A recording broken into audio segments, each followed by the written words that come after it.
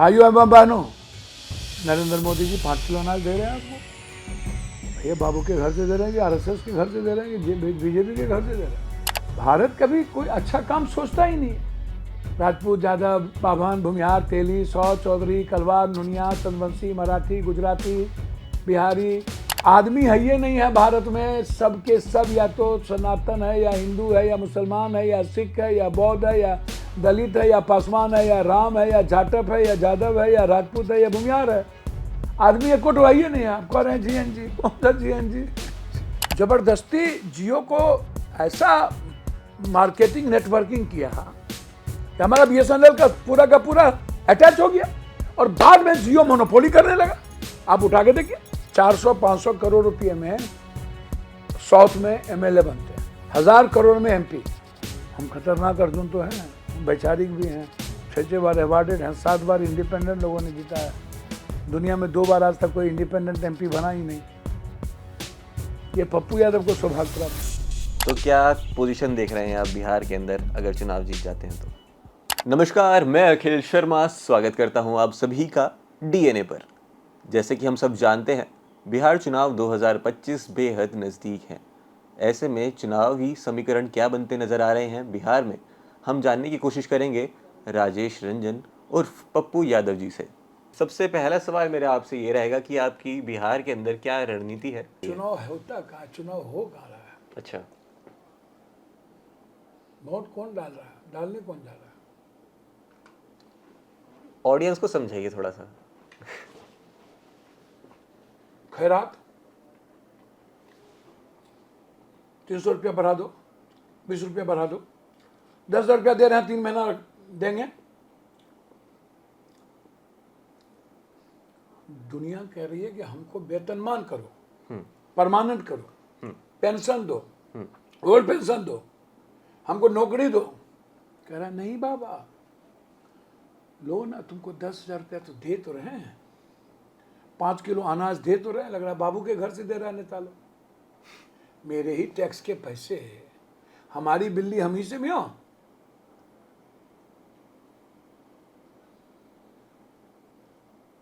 Right of food Manmohan Singh, right of education Manmohan Singh, right of health Manmohan Singh. Manmohan Singh ने कहा कि नहीं, right of health, right of health, right of education, right of food, RTI. ये कह रहा नहीं, 5 किलो अनाज। भाइयों एवं बहनों, नरेंद्र मोदी जी 5 किलो अनाज दे रहे हैं आपको। भैया बाबू के घर से दे रहे हैं कि आरएसएस के घर से दे रहे हैं कि बीजेपी के घर से दे रहे हैं? ये जो चुनाव के वक्त 125 यूनिट बिजली फ्री, ये क्या है? खैरात परमानेंट सॉल्यूशन नहीं। 125 यूनिट बिजली में कितने घर ऐसे होंगे जो पार लग जाएंगे? और उसके बाद स्मार्ट मीटर में जो तुम बर्बाद कर रहे हो पूरे देश को, भोचर भराओ। ये भोचर, ये स्मार्ट मीटर, अदानी अंबानी सभी कंपनियों को स्मार्ट मीटर का स्टेट में जिला वाइज मिल गया है। लूटो। जैसे 1 रुपया 10 रुपया का टिकट प्लेटफॉर्म हम लोग को मिलता था, अब स्मार्ट सिटी और स्मार्ट प्लेटफॉर्म के नाम पर 100 रुपया से 500 रुपया में आप जा सकते हैं प्लेटफॉर्म पर। अब तो गरीब आदमी, मिडिल क्लास का सोच इस जन्म में क्या सोच ही नहीं सकता प्लेटफॉर्म पर जाने के लिए। भैया पहले क्या हुआ? बीएसएनएल बर्बाद कैसे हुआ? बीएसएनएल हमारे लिए सबसे इंपॉर्टेंट था कि नहीं था? जी, हमारे लिए बीएसएनएल सबसे इंपॉर्टेंट था। जबरदस्ती जियो को ऐसा मार्केटिंग नेटवर्किंग किया कि हमारा बीएसएनएल का पूरा अटैच हो गया और बाद में जियो मोनोपोली करने लगा। आप उठा के देखिए, आज जियो क्या कर रही है। लेकिन जियो ने दाम सस्ते करके भी तो दिया था, और जो लोग हैं उन्हें। भैया उस वक्त तो मार्केटिंग किया और उसको लोक लुभाना किया जी, उसके बाद क्या किया? बीएसएनएल की लगभग पॉलिसी इसकी देखिए, एलआईसी की। एलआईसी में छोटे छोटे गरीब मिडिल क्लास अपना पैसा लगाते थे और एलआईसी को पर एक ट्रस्ट था, सेविंग थी जी। अब वो एलआईसी लगभग 70-80% चली गई प्राइवेट में। चुनाव तो अब प्रबंधन हो गया। बिल्कुल। चुनाव जिसके पास अधिक पैसे 400-500 करोड़ रुपए में साउथ में एमएलए बनते हैं, 1000 करोड़ में एमपी। ये कोई दाम होता है या फिर प्राइसिंग लगाई जाती है कि इतने पे होगा? भैया नहीं भैया, ये जो खर्च है एमएलए एमपी बनने का, अच्छा, एक वोटर पर 500-600 रुपया एक वोट को दे देता है। 2 लाख को यदि 1000 रुपया वोटर एक वोटर को दिया तो 2 लाख को कितना हुआ, 5 लाख को कितना हुआ, 6 लाख वोटर को दिया कितना हुआ, जोड़िए, खाली ये जोड़िए और छोड़ दीजिए अभी मार्केटिंग और फंड। अब हमको बताइए कहाँ से आएगा पैसा? मार्केटिंग सोशल मीडिया पर इतना पैसा कहाँ से खर्चा होगा? कंपटीशन ऐसा हो गया है, जो दिखता है बिकता है। वाशिंग पाउडर, निर्मा चश्मा गोला गायब, सच बोलने वाला गायब, सुकरात मारा गया, बुद्ध को भगाया गया, मोहम्मद को भगाया गया, हजरत को कुर्बानी देनी पड़ी, गुरु गोविंद के 4 बच्चे चिनार में चुना गए, शिव को जहर पीना पड़ा, राम को बनवास जाना पड़ा, कृष्ण को मथुरा छोड़ना पड़ा। सच आदमी का तो जमाना तब भी नहीं था, आज भी नहीं है। भगवान हो जाइएगा, कबीर हो जाइएगा, लेकिन भैया अब चुनाव की स्थिति तो बहुत टफ होगी। जो जितना किसी जात को गरियाएगा उतना बड़ा नेता, जो जितना हिंदू मियाँ को गरियाएगा उतना बड़ा नेता, जो जितना किसी धर्म को गरियाएगा उतना बड़ा नेता। चुनाव आता है तो धर्म का धंधा शुरू, जी, वार शुरू, गोली बारूद शुरू। जब बॉर्डर पर गोली चलने लगे तो समझ लेना चुनाव आ गया। चुनाव तो आप समझिए कि एक औपचारिकता रह गई। अच्छे आदमी का तो चयन होगा नहीं, कोई ना कोई चोरे बैठेगा। कहां से भगत सिंह, महात्मा गांधी, सुभाष चंद्र बोस, लाला लाजपत राय, सरदार पटेल, ये लोग कहां से लाओगे, कहां से ढूंढोगे? भैया 2000-4000 करोड़ खर्च करके, जब 10,000 करोड़ खर्च करके आप पीएम सीएम बनोगे तो पैसा लूटोगे ना। जो आप पर लगाएगा वो लूटेगा ना आपसे। पूंजीपति और उद्योगपति पैसा फिनांस करता है। 1 रुपया में अदानी जी ने जमीन ले लिया, 1 रुपया में सारा जमीन ले लिया। अब 1 रुपया में जमीन ले लिया जी, बिहार के कहलगांव में थर्मल पावर लगाने के लिए, किसान बर्बाद। एक तरफ मोदी जी एक वृक्ष लगा के कहते हैं लाई बचाओ, दूसरी तरफ मोदी जी कहते हैं नहीं अदानी जी आप जाइए, लगभग 20,000 वहां आम का पेड़ है, 40,000 उसको काट के आप जमीन ले लीजिए। तो चुनाव का अब क्या मतलब है? चुनाव तो जात पात, हिंदू मुसलमान जहर हो चुका है।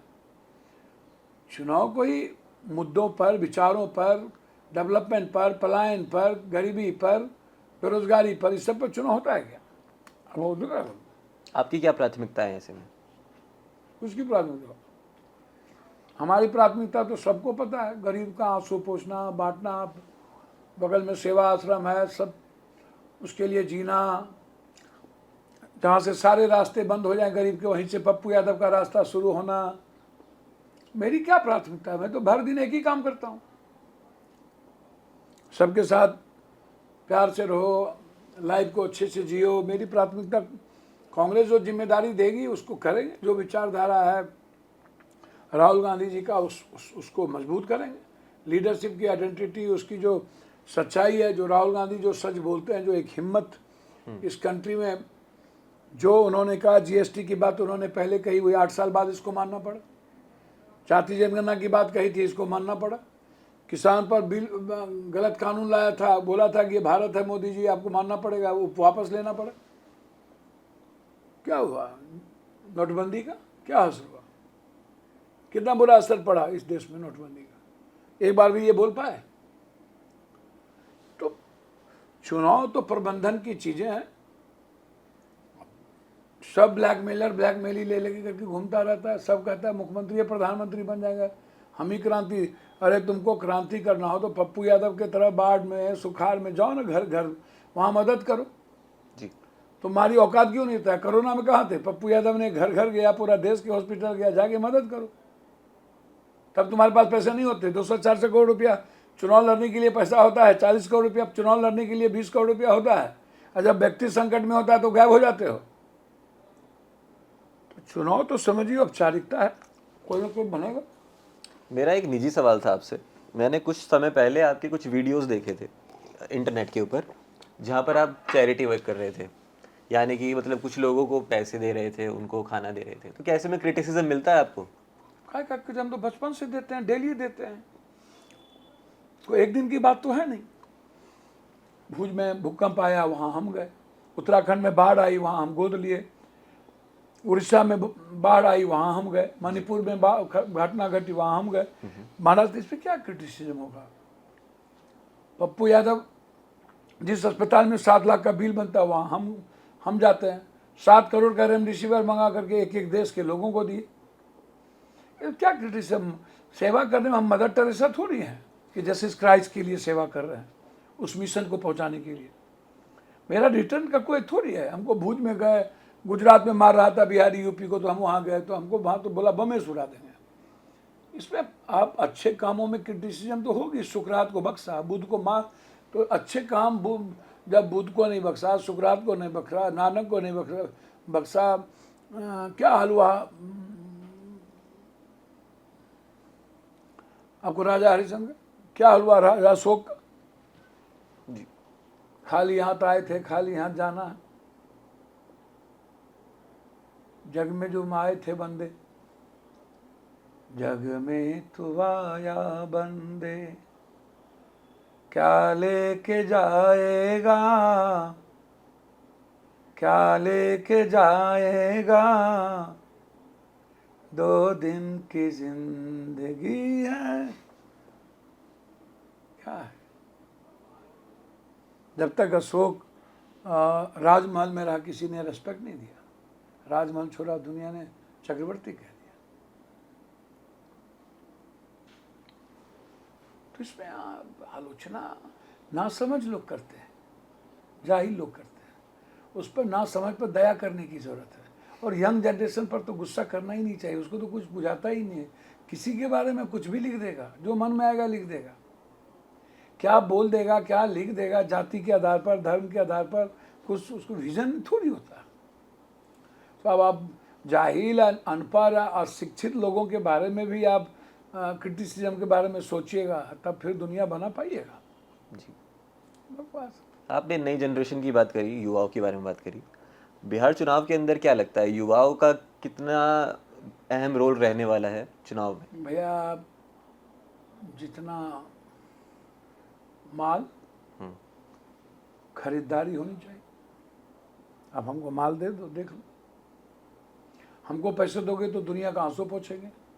इन गंदे लोगों को पैसा मिलेगा तो ये लोग ब्लैक मार्केटिंग करेगा। और यूथ सबसे ज़्यादा जहर हो चुका है जाति, धर्म, मजहब को लेके। तो बटा हुआ है, तो उसमें भूमिका क्या ढूंढोगे आप? क्या ढूंढोगे भूमिका? आप बताओ ना हमको। यूथ की कोई भूमिका नहीं होती, बस जाति, धर्म, मजहब के रूप में है। हो कोई अपने जात को, कोई अनंत सिंह को हीरो, को जितना बड़ा बड़ा माफिया, दादा, नाना, चोर, उचक्का है, सब अपने अपने जात को हीरो बना के रखता है। जितना लफुआ लुच्चा है, सब हीरो बना के रखता है। जी, चाहे आप घर ढुक जाइए, मार दीजिए, आपका जात है ना।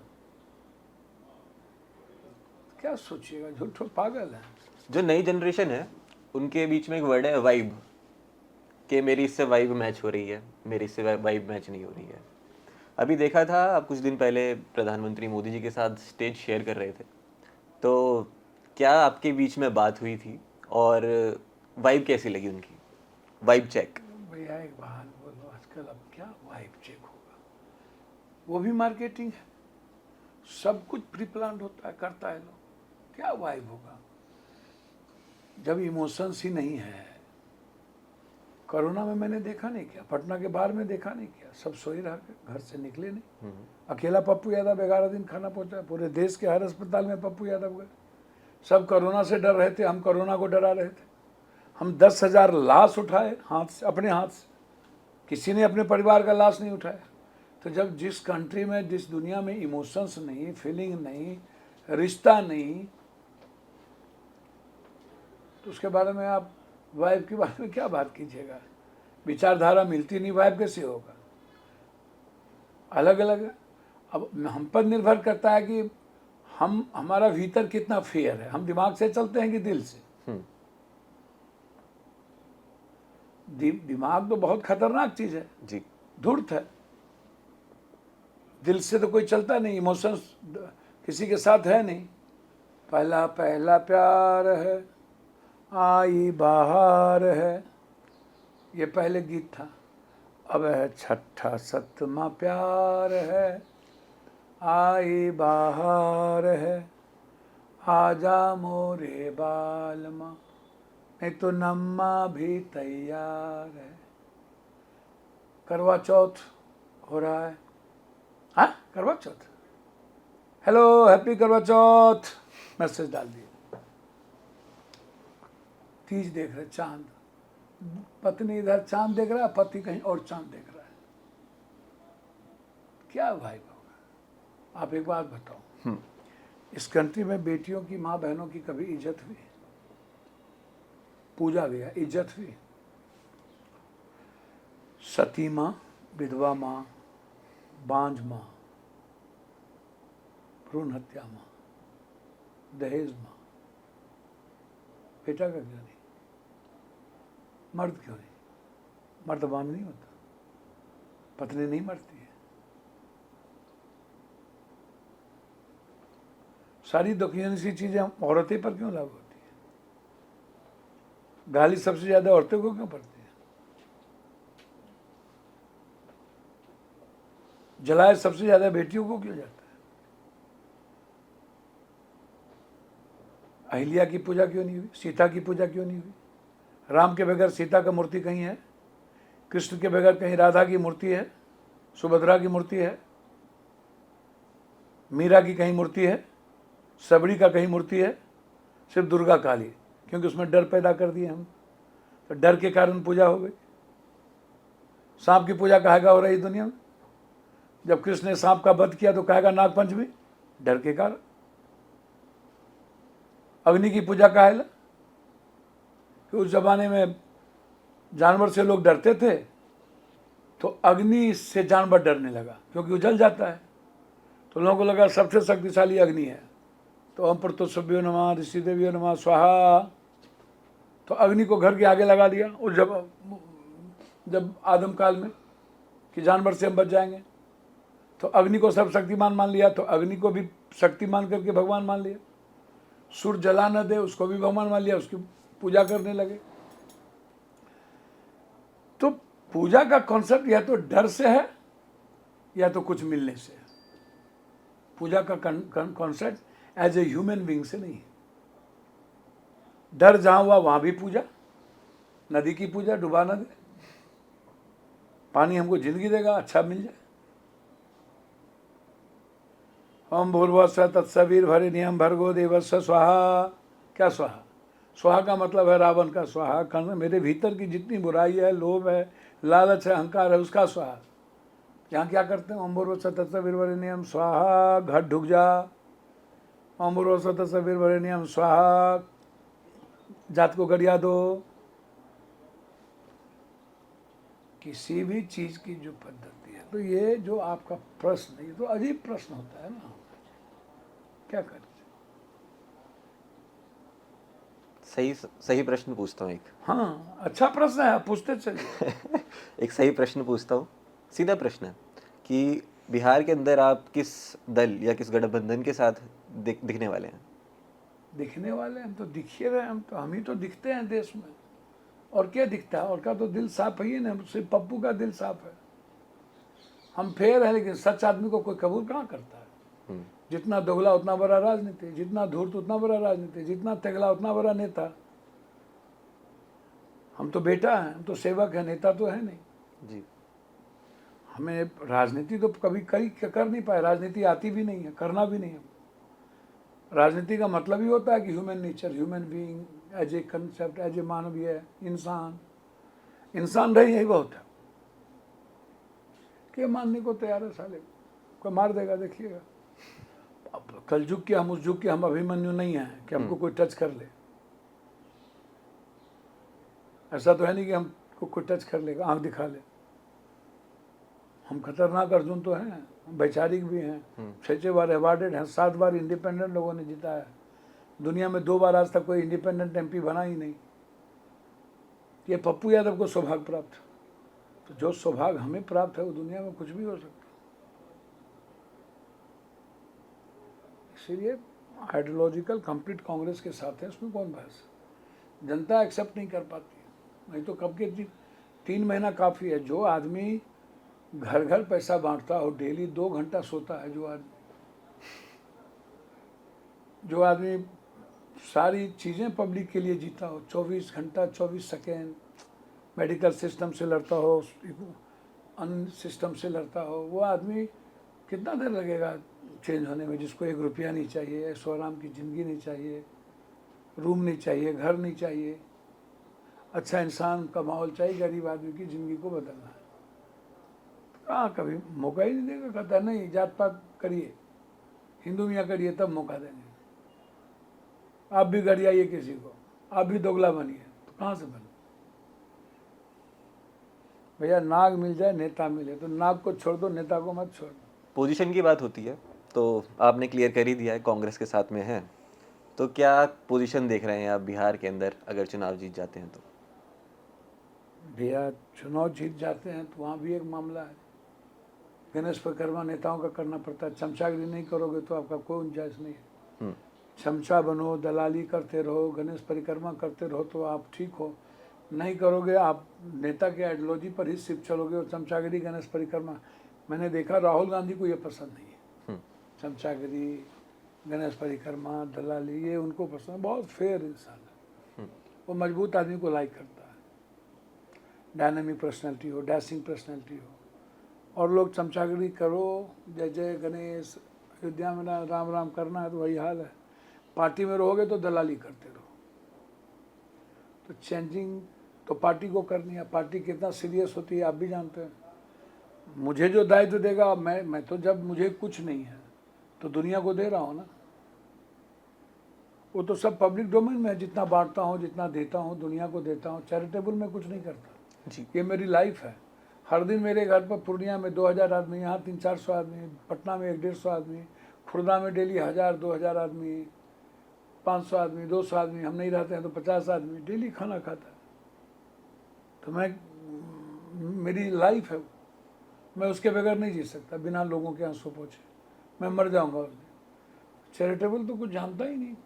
चैरिटेबल तो NGO होता है, जिसको मनी दिखा करके पैसा लेना होता है। हमको तो कोई देता ही नहीं। कोई देता हो तो बताओ, कोई देगा तो बताओ। आपने अभी कुछ समय पहले मखाना कारखाने में गए थे राहुल गांधी जी और तेजस्वी के साथ में। तो आप उन दोनों ही पर्सनैलिटीज़ के बीच में अगर कंपैरिजन करना हो तो क्या कंपैरिजन है?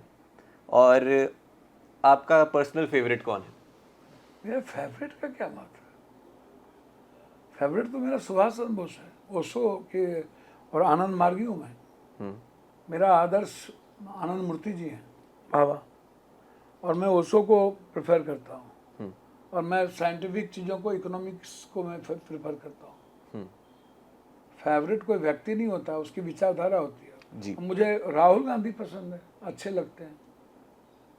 उसमें क्या है, उसमें कौन बहस है। और बहस कौन है उसमें हो सकता है। कैसी बात आप कर दी। हम तो राजनीति में 90 में आए, तब तेजस्वी जी 2 साल बाद जन्म लिए जी। दूसरी बात कैसे हो सकती है। वो मेरा भाई हो सकता है। बिहार के मुद्दे क्या नज़र आ रहे हैं इस वक्त पर आपको, जो सबसे पलायन इम्पोर्टेंट है? SIR है, पलायन है, बेरोजगारी है, बाढ़ है, विशेष राज है, विशेष पैकेज है, फैक्ट्री है, मखान पर GST लगा दिया 5%, हाफड़ा फाफड़ा गुजराती चीज़ों पर GST नहीं, और बिहार के तिलकुट पर 18% GST। 3.5 पौने 4 करोड़ लोग बाहर जाके मजदूरी करने जाता है जी। ये मुद्दा है। बेरोजगारी मुद्दा है, पलायन मुद्दा है, गरीबी मुद्दा है, भ्रष्टाचार सबसे बड़ा मुद्दा है जी। तो सुपर फूड मखाना, उसकी जो बिहार के अंदर फैक्ट्रीज वगैरह लगाने की बात कही जा रही है, उसके अंदर आपको क्या लगता है कि कितना वो निवेश करने लायक है, या फिर उसके अंदर और क्या क्या काम हो सकता है, पोटेंशियल कितना है? भैया 90% मखाना बाहर जाता है। अच्छा। तो फैक्ट्री तो चाहिए ना, थक गए लड़ते। और सबसे ज़्यादा मखाना पूर्णिया, कटिहार, सीमांचल और कोसी से जाता है। तो वर्ल्ड को मखाना चाहिए, तो हमको फूड प्रोसेसिंग पर अब काम वर्किंग देंगे कि नहीं। मक्का सब डेनमार्क के बाद सबसे ज़्यादा जाता है, दूध सबसे ज़्यादा हमारे इलाके से जाता है, सबसे ज़्यादा फूड प्रोसेसिंग है। तो आप हमको फैक्ट्री दोगे ना जी। वर्ल्ड को मखाना चाहिए, तो हम हमारे यहाँ करो। बिचौलिया और दलाली को दे करके हमारी किसान को क्यों मार रहे हो। तो लड़ेंगे, आर पार की लड़ाई लड़ेंगे। 10-10 फैक्ट्रियाँ तो दोनों की चाहिए। तो ये थे हमारे साथ में पप्पू यादव जी। अब आपको ये वीडियो कैसा लगा हमें कमेंट सेक्शन में ज़रूर बताएं, और ऐसी और भी इंटरेस्टिंग वीडियोस को देखने के लिए अभी हमारे चैनल को सब्सक्राइब कर लें।